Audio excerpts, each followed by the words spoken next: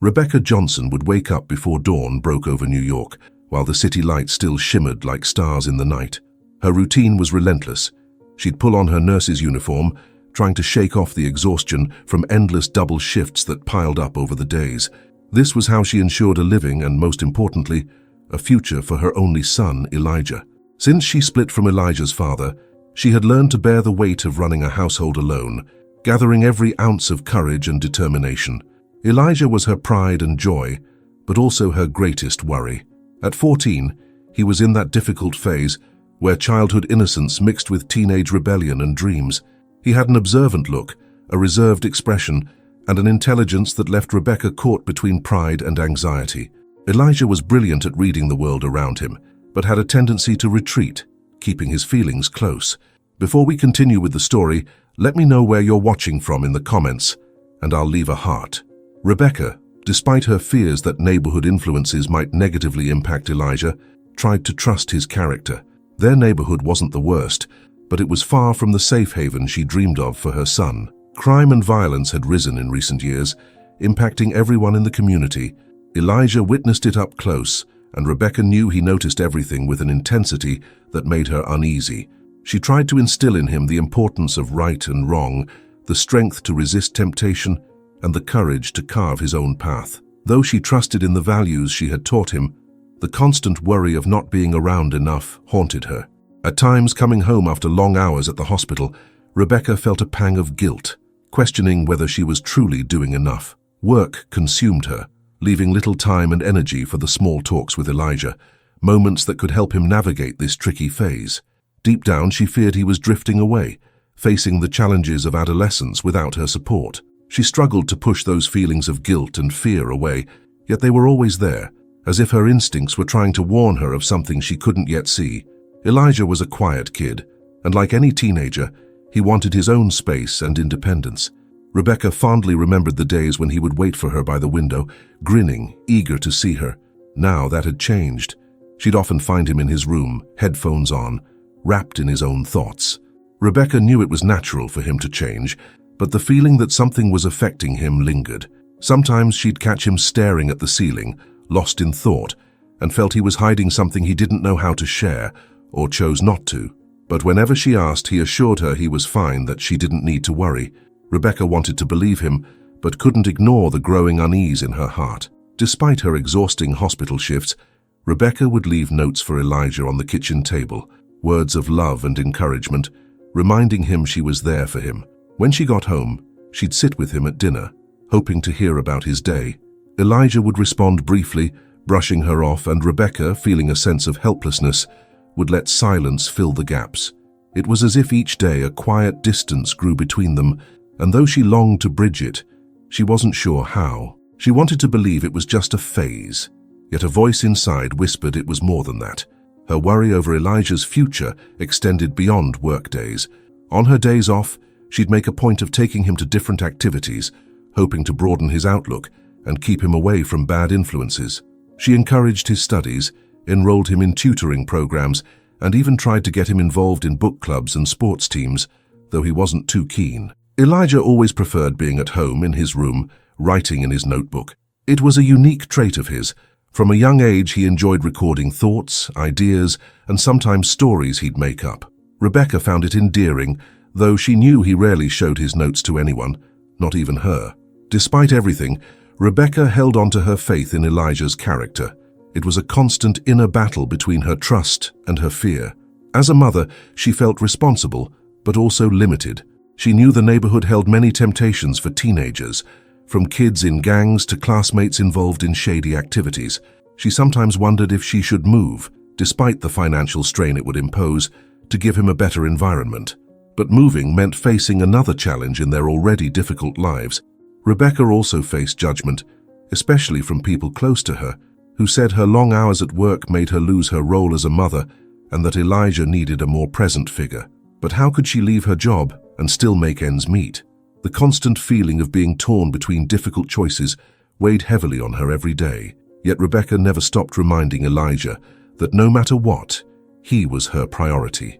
And while she waited for a break from hospital work, she carried the hope of seeing him grow into a strong, confident young man. Rebecca and Elijah's daily life was a mix of sacrifice, love, and unspoken secrets. Their bond was there, wrapped in a fog of worries and suppressed feelings. Rebecca knew they would eventually need to open up and share the struggles they were facing, but she never expected that need would arise so unexpectedly. She kept moving forward day by day, as a mother silently carrying the uncertainty of her son's future, unaware that fate would soon force them to confront all that lay unspoken between them. That night, Rebecca came home earlier than usual. A few rare hours off felt like a gift, a chance to spend time with Elijah, maybe have a relaxed dinner and a calm conversation. Exhausted but determined to connect with her son, she headed up to his room, but didn't find him there. Elijah had left a note on his bed saying he was at the neighborhood library, which wasn't unusual, given how he loved spending time there, lost among books.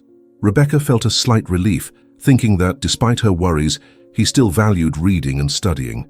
Deciding to use the brief time alone to tidy up his room, she started gathering up clothes and straightening his desk, where he left school supplies and some books. As she moved his backpack to organize the chair, a small green notebook slipped out of the front pocket, open to a random page. Thinking it was just a school notebook, she picked it up, feeling a slight curiosity. With her son growing more reserved, this was perhaps a chance to understand better what he was studying or feeling. But as she read the first lines, a strange feeling crept over her. The words on the page didn't make sense. The lines were filled with short, disjointed phrases, almost like fragments of thought, scribbled notes that resembled neither school notes nor diary entries. Some lines, though seemingly simple, carried such an intense emotional weight that they made her feel uneasy. I can't trust anyone anymore. They say they'll hurt the people I love. How do I escape? Rebecca frowned, feeling her heart pound faster. This was definitely not a homework list. As she flipped through the notebook, she realized this wasn't a typical diary. Elijah seemed to be expressing feelings he'd never mentioned before, feelings of fear and anxiety that scared her. Turning the pages, more disturbing phrases caught her eye, each one more unsettling than the last. "Mom, if you ever find this, please forgive me. I don't want to hurt you, but I'm in trouble." What could that mean? Why would Elijah, who had always been so reserved and calm, write something so dark and secretive? Rebecca's mind filled with questions. She recalled his pensive looks and silences, things she had sensed but never imagined could conceal something so serious. Rebecca continued flipping through the notebook, and what she found weighed even heavier on her heart. Some of the phrases appeared to be in code, with abbreviated words and symbols she couldn't decipher. It was like he was trying to hide something important. Even if someone found the notebook, those short, cryptic notes felt like muffled cries for help, echoes of a problem he didn't know how to share. She thought about all the times he seemed distant, the moments he hesitated to open up. Among the codes and enigmatic phrases, one name kept coming up: Tyler. Rebecca immediately thought of the older kid with a rough appearance she occasionally saw with Elijah. Tyler was older, had a confrontational attitude and a reputation that preceded him in the neighborhood. Every time she saw him, she felt a chill, as if instinctively knowing he was a negative influence. Now, seeing Tyler's name in the notebook, an even deeper worry took hold of her. Could Elijah be caught up in something dangerous? Could he be under the influence of someone who might lead him to make bad choices? On the next page, there was a passage that Rebecca read with a heavy heart. "I don't want to be like them. I want out, but they're threatening my mum." Reading that, Rebecca felt like she'd been punched. The idea that someone, whoever it was, might be using her son to threaten her was unbearable. What could these people or these kids want from him? She knew there were groups in the neighborhood that recruited kids for minor crimes, but had never imagined Elijah would be a target. Yet the proof was there in his own words, in the expressions of fear and regret written on those pages. Elijah was dealing with something bigger than him, and Rebecca had no idea how to help him. Processing everything, Rebecca felt a mixture of fear and sadness. As a mother, it was her duty to protect him, but how could she do that if Elijah was hiding his struggles from her? Dark thoughts crossed her mind. What if something happened to him? What if, in trying to protect her, he was led down a path from which there was no return? Rebecca's eyes filled with tears as she clutched the notebook, feeling like she was holding a part of her son. She had to find a way to talk to him, to convince him to open up, but she knew it wouldn't be easy. Elijah was stubborn and determined to handle things on his own, as if he already carried the weight of an adult. As she waited for Elijah to return from the library, Rebecca felt the weight of the notebook in her hands, as if it were an omen. She imagined his reaction when he realized she had found it. Would he be angry, suspicious, or perhaps relieved? It was a mystery only she could solve, but for that she'd need to face Elijah, to break through the wall of silence and pride he had built around himself.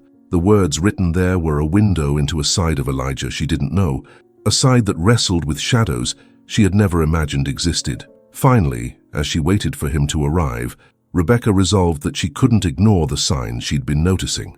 This wasn't just a passing teenage phase or simple rebellion. It was a cry for help, hidden in cryptic phrases and unspoken words. She knew she'd have to be strong, because it wasn't only about her role as Elijah's mother. It was about his future and his safety. Now more than ever, Rebecca was determined to understand what was happening, and most of all, to save her son from whatever danger was looming. When Elijah came home that night, Rebecca felt a lump in her throat that made it hard to breathe. The weight of the notebook's words was still fresh in her mind, as if each phrase was etched on her heart. She waited until he put away his backpack and settled in, watching every move with a mix of apprehension and urgency. But how to start this conversation? How to broach something so deep and dark without scaring him, without pushing him further away? Rebecca rehearsed questions in her mind, while her voice hesitated to come out. Elijah, for his part, seemed calm, unsuspecting. She knew she had to act quickly, but with each passing second it felt as though the distance between them grew. Finally, with a surge of courage, she called his name in a firm tone, making him stop and look at her curiously. Elijah met her gaze with that penetrating look of his, a look that was both innocent and distant, as though he bore a weight no young person should. He sat down on the couch, crossing his arms, tilting his head slightly, waiting to hear what she had to say. Still hesitant, Rebecca began to speak carefully. "Elijah, I was tidying up your things and I found a notebook," she said, choosing her words carefully to avoid sounding intrusive. His expression changed immediately. His previously calm eyes now showed a flicker of anxious discomfort. He swallowed hard and looked away, crossing his arms tighter, as if trying to guard something inside himself. "Mom, did you go through my stuff?" Elijah asked, a tone of mixed indignation and fear. Rebecca noticed the shift in his demeanor and felt her heart race. It wasn't just the typical indignation of a teenager. It was something deeper, as if he were trying to protect a dark secret buried within. His reaction only made her more concerned, but Rebecca knew she had to stay calm because a direct confrontation would only push him further away. "Elijah, I'm here for you. I want to help, whatever it is you're going through. I read some things, and I'm really worried," she said, trying to sound as understanding and supportive as possible. However, her words seemed to increase his discomfort. Elijah clenched his hands tightly, his face marked by a mix of anger and vulnerability. "You don't understand, Mom," he murmured quietly, almost as if speaking to himself. Rebecca felt a chill run down her spine. That simple sentence carried a depth she couldn't comprehend. Elijah was clearly dealing with something far bigger than the typical teenage troubles. She tried to put a hand on his shoulder, but Elijah instinctively pulled away, as if her touch reminded him of something he was trying to forget. "Elijah, please trust me. I know I'm not always around, but you are the most important thing in my life. Whatever you're facing, we can get through it together," she insisted, her voice full of emotion and sincerity. But Elijah seemed to be struggling internally, as though a part of him wanted to open up while another held him back. "There's nothing you can do, Mom. I don't want to drag you into this," he finally said, looking away. Those words hit Rebecca like a blow, but they also strengthened her resolve. Something dark and frightening was affecting him, and as much as he tried to protect her, it was clear he needed help. Rebecca realized that pushing him could only drive him further away, so with a heavy heart, she decided to leave the conversation for another time. But that night marked the beginning of her determination to uncover what was really going on. If Elijah didn't trust her enough to tell her, she would find out on her own. He was her son, and no matter what it took, she would find a way to help him. In the following nights, Rebecca started her own silent investigation. She recalled the few names of friends Elijah had mentioned and mentally mapped the places he frequented. There was Tyler, the kid with the bad reputation who always seemed to be around. She would start with him. She knew Tyler was trouble, and now the connection between him and Elijah seemed even more worrying. Rebecca began to discreetly watch her son's movements, noticing that he was going out at unusual times, late at night or right after school, claiming he was studying. She decided to follow his steps, keeping a safe distance so he wouldn't notice. On the first night of observing him, Rebecca followed Elijah to a distant neighborhood, an area where juvenile gangs were a constant presence. She hid in the shadows, watching Elijah meet with Tyler and other kids she didn't recognize. Her heart raced as she watched them converse tensely, sometimes even gesturing aggressively. Something was wrong. It was clear that Elijah was involved in something he shouldn't be. On another occasion, Rebecca decided to confront some of these kids directly. She found Tyler on a nearby corner and without hesitation approached him, trying to stay calm. At first he tried to ignore her, surprised by her boldness, but perhaps out of curiosity, decided to hear what she had to say. Desperation in her eyes, Rebecca firmly demanded to know why he was dragging Elijah into his problems. Tyler smirked provocatively, hinting that Elijah had willingly gotten involved and was now in debt. At that moment, Rebecca knew her son was trapped in a difficult situation, likely coerced or manipulated. Tyler, sensing her vulnerability, made it clear that any interference on her part could bring serious consequences for Elijah. Though shaken, Rebecca maintained her composure, determined not to show weakness. After that encounter with Tyler, Rebecca felt that the situation was even more dangerous than she had imagined. Elijah was being pressured to do things against his will, and now she was certain he had no idea how to get out. Returning home, Rebecca couldn't hide her growing fear. Every day she watched her son more closely, noticing any behavior changes, any signs that might give her a glimpse into his struggles. Moments when Elijah seemed on the verge of sharing but held back were increasingly frequent, and her desperation grew. While considering her next steps, Rebecca realized she had to go beyond mere observation. She knew that if she truly wanted to help Elijah, she'd have to act, even if it meant facing the dangers surrounding her son's path. A mother's love was her driving force, and even without knowing how yet, she knew she had to save him before it was too late. The night air felt cold against Rebecca's face as she stood at her bedroom window, lost in thought. After days of gathering clues and picking up on whispered conversations, she was now certain Elijah was caught up in something dangerous, something far beyond what any mother would ever want for her child. As she retraced Elijah's steps in her mind, she discovered he was tangled in a web of petty crimes, forced into them by local gangs under intense pressure. Each new discovery deepened her terror, and the pain of knowing her son was suffering silently was unbearable. Rebecca pored over each note in the notebook, searching for clues as to how he had ended up in this mess. Elijah's words described the risks he faced, the tension of each mission he was forced to undertake. One particular passage nearly stopped her heart. "I just want my mum to be safe, even if I'm not." Reading those words felt like watching her world collapse in slow motion.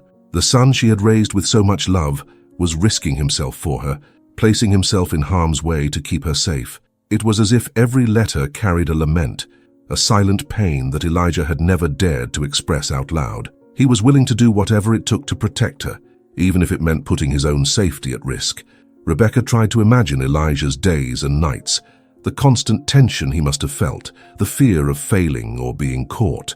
It was an invisible suffering, yet she could see it now between the notebook's lines and in the dark words he had written. Her mind raced through every word, every detail he mentioned, and the sadness was like an open wound, raw and impossible to ignore. Elijah was just a teenager, but had been forced to carry a burden he shouldn't have to bear. Rebecca wished she could go back in time, stop him from going through this, prevent him from being pulled into such a dangerous world. But all she could do now was fight for him, even if it meant facing the dark forces that surrounded him.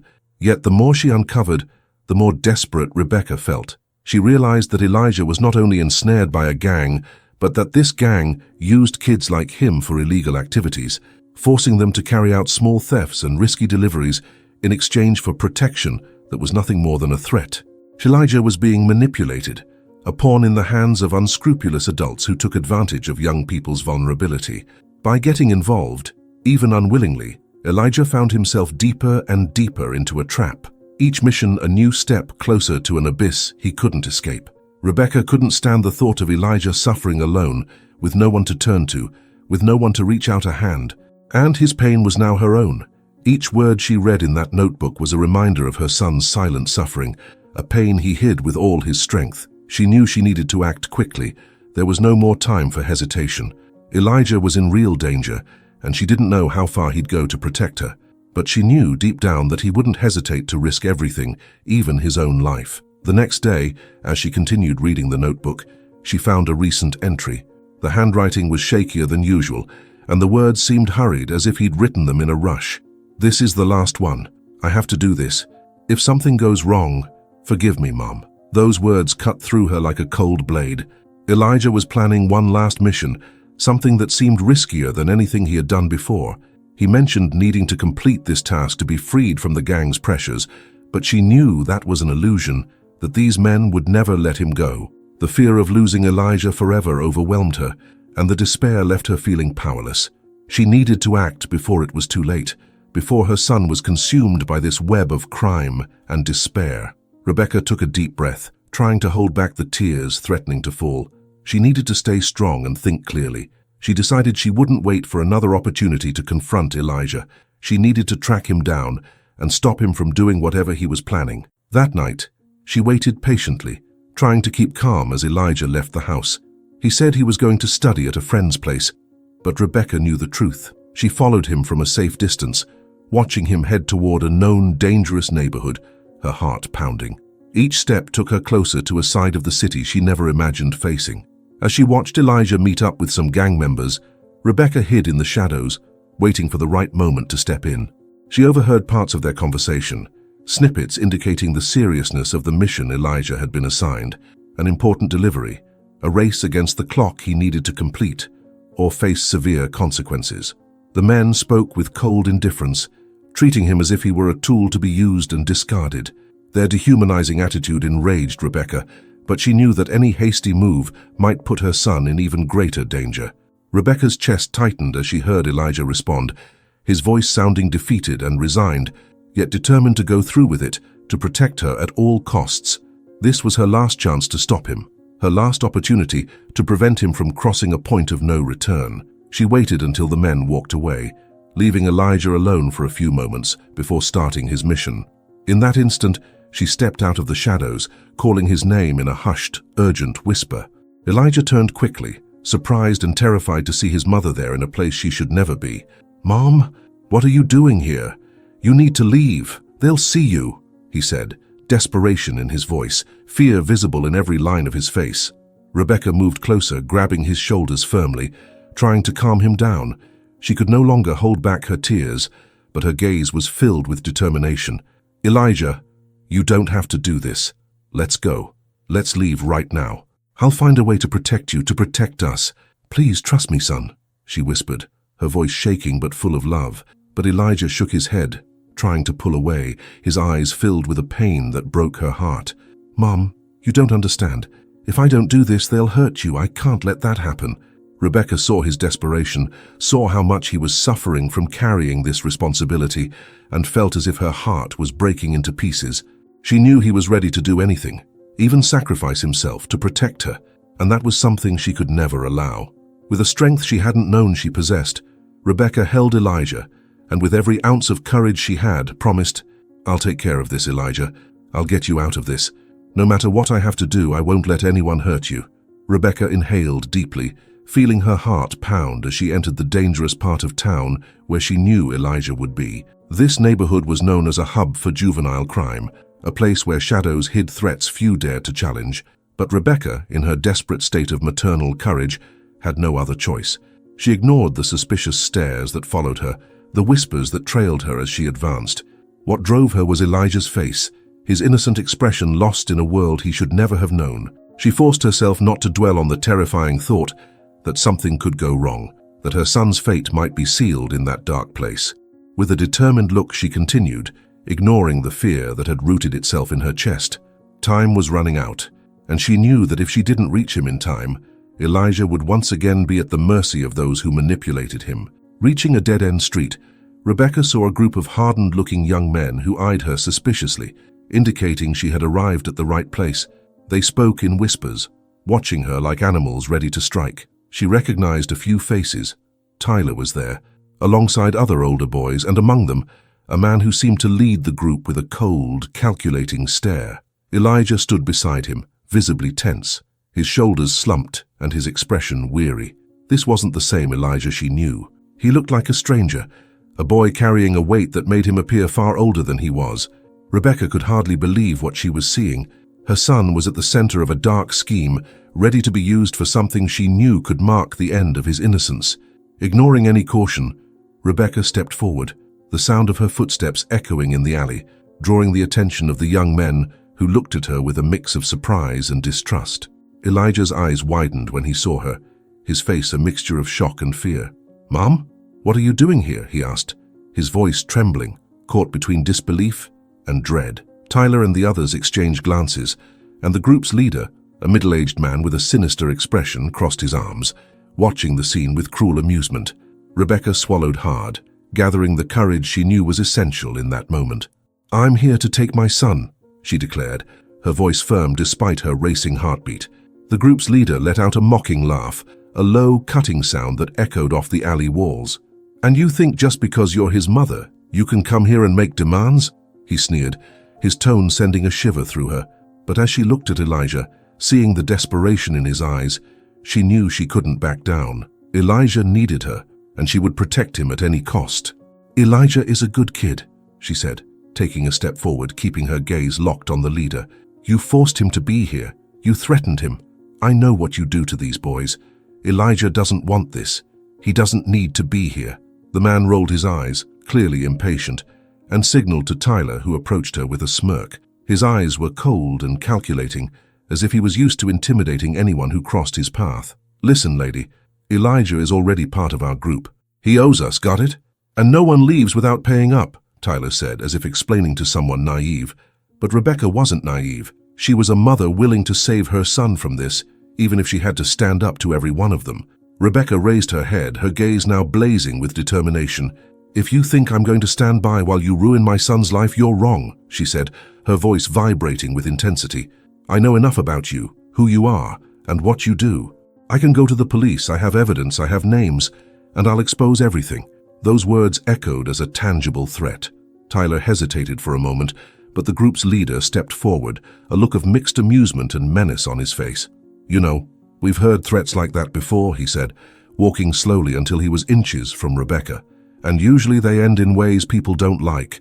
Elijah, seeing the situation, tried to place himself between his mother and the leader, desperate to protect her. "Please, Mom, leave. They're dangerous. I'll figure it out.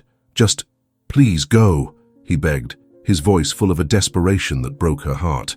She felt a deep ache seeing her son in such a state, a young boy trying to shield his mother when, in reality, he was the one who needed protection. "I'm not leaving without you," she replied firmly. "You're my son, and no matter what, I'll never abandon you." The leader observed the scene, seemingly entertained by the drama unfolding before him, though increasingly irritated by Rebecca's persistence. He signaled to two young men who grabbed Elijah by the arms, intending to drag him away. Rebecca cried out, and in an impulsive act, lunged forward to prevent them from taking him, holding on to him with all her strength. But the leader restrained her with brutal force, preventing her from moving. "I warned you, lady," he said in a low, threatening voice. "You should have stayed out of this." Elijah was shouting, struggling to free himself, and his cries broke Rebecca's heart. She knew she had to act quickly. With one last effort, she shouted, "I swear I'll bring down every one of you if you hurt my son." Those words seemed to resonate with the youths around them, who began to exchange uncertain glances. It was clear they weren't eager to face a mother determined to risk everything, to put their lives on the line for a mission that, deep down, wasn't worth it. Seeing the atmosphere of hesitation, the leader tried to maintain control, but Rebecca seized the moment of distraction. She broke free with all the strength she had, grabbing Elijah and pulling him close, shielding him with her own body, like a barrier between him and his aggressors. "You're going to listen to me," she shouted, her voice echoing with an intensity that silenced the group. "Elijah is coming with me, and if you try to stop us, every one of you will pay. I'm his mother, and I'll do whatever it takes to protect him. Let go of him now." The young men backed off, and even Tyler seemed less certain. The leader finally realized that intimidating her wouldn't be so easy, and with a look of contempt, he gestured to give up. "Take your boy and get out of here," he said, disgusted, turning back to the others. "Let's see how long you survive on your own," he muttered as he walked away, followed by Tyler and the others, leaving mother and son alone in the alley. Rebecca, eyes still brimming with tears, hugged Elijah with all her strength, feeling her heart finally slow down. He looked at her, still in shock, and finally broke down in tears. "Mom, I thought I'd never get out," he whispered, his voice fractured by pain. Rebecca gently stroked his face, whispering words of comfort, promising it was over, that they would face anything together. No matter what came next, she knew her son was safe and that finally she could shield him from the suffering and darkness that had nearly consumed him. In the early morning after that intense night, the sun rose timidly, hesitant to light a new beginning for Rebecca and Elijah. The two had returned home after an emotional battle, still bearing the marks of fear and exhaustion. Although safe, relief was overshadowed by a weight in their hearts. Elijah had hardly slept, and Rebecca had stayed up, watching over him with an anxious vigilance she couldn't shake. Each time he stirred or his body shook with a nightmare, she felt a pang of pain, as if reliving the terrors of the previous night in subtle echoes.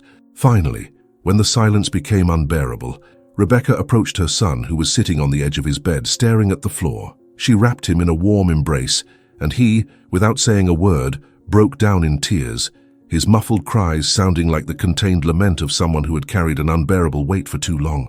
Rebecca's heart ached to see his suffering so plainly exposed. Each tear reminded her of everything he had endured alone, of the nights when, while she worked, he was surrounded by darkness and fear, trying to protect her without her knowing. "I'm sorry, Mom. I tried to handle it myself. I didn't want to worry you," Elijah murmured, his voice broken with pain and remorse.